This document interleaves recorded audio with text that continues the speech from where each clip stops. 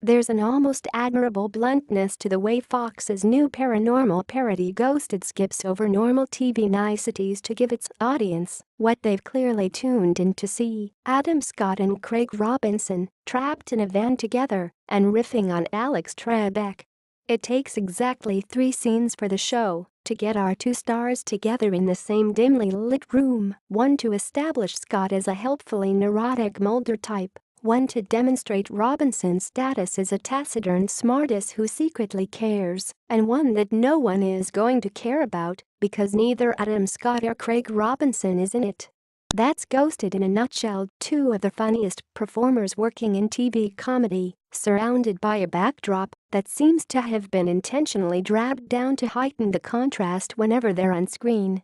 Unfortunately, that attitude hits the show's supporting cast especially hard. Take Ally Walker's Captain Lafrey, the officer who inducts Max, Jennifer, Scott, and Leroy Wright, Robinson, into the bare-bones X-Files world of the show's resident secret paranormal research agency, the Bureau Underground.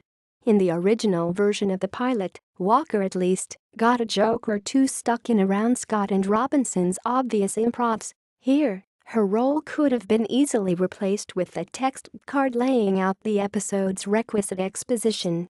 Carmichael Show alum Ember Stevens-West is hardly allowed to fare much better. Her resident tech expert, Annie, at least gets a few weird line readings to work with, but she's otherwise a total cipher.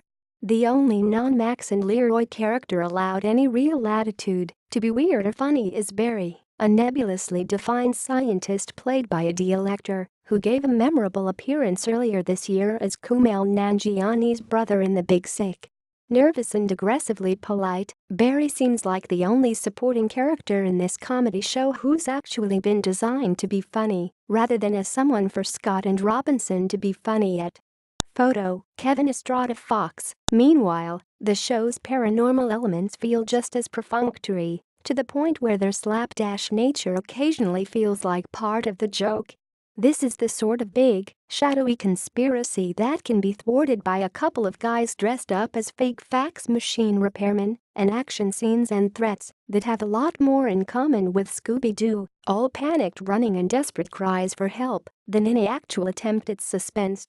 Ghosted does occasionally flirt with some actual sci-fi weirdness, the visual of Max and Leroy fighting with a screaming severed head, while its unattached body tries to hunt them down, carries at least a little bit of a punch, but it's always merely a background to the next round of jokes.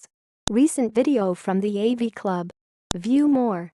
The team behind Amazon's The Tick shares fond memories of the classic series.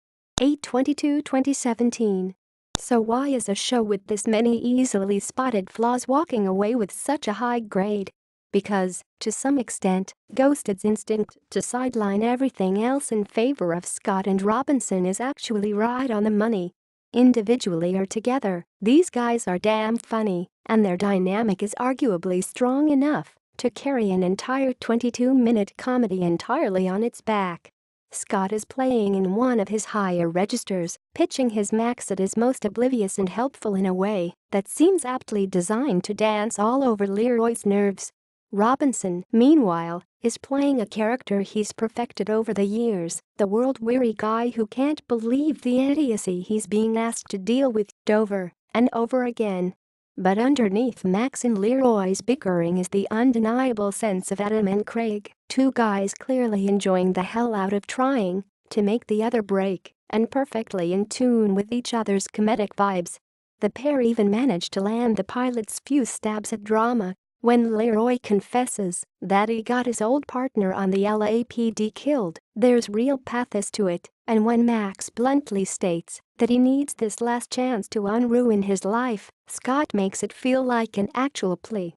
Photo: Kevin Estrada Fox. The most damning thing you can say about Ghosted is that, as it stands, it fails the question frequently asked by the late Roger Ebert and credited to his old partner, Gene Siskel: is your project more entertaining than watching a similar-length film of these same actors simply sitting down to dinner together and shooting the shit?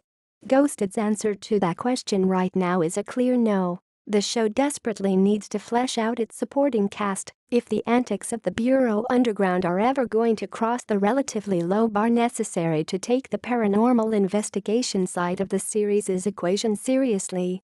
But while there are a lot of shows, especially comedy pilots, that struggle to calibrate their characters properly right out of the gate, few of them are gifted with a comic voice that's as strong as the one Robinson and Scott have brought to the table here.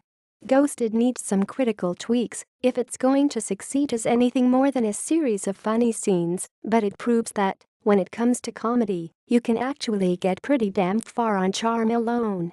Stray observations. Even if I was crazy, it doesn't mean you can't buy the book for your husband. They're unrelated. Some days, you just can't sell Kulip Vilaysack a book. Leroy, chastising a guy pissing in the mall's fountain. Other crazy people got a drink out of there. I appreciate that Max and Leroy go from kind of calm to angrily yelling at each other in less than 10 seconds after meeting. Lafrey calls the agent Max and Leroy are tasked with rescuing Mike Checker, but his phone lists his name as Kurt. Conspiracy theory? Or spooky continuity error? You were a brilliant astrophysicist, but Stanford, they called you crazy. Walker almost makes the bluntness of these early expository scenes feel like a joke, but they're so ham-fisted it's hard to appreciate. Ditto the snappily edited introductions to the team, and the scenes where Leroy and Max show that they actually know their stuff. This episode spends a lot of time laying groundwork in a not especially elegant way. I want to hear more about Leroy's status among his Panera Bread-loving crew. Jerry sounds like a troublemaker. You have 48 hours. Is that from right now?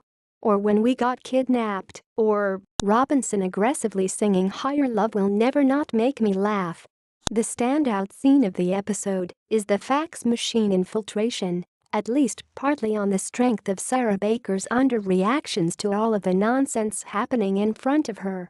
Leroy on alternate universes, I think we got the best Kevin Spacey.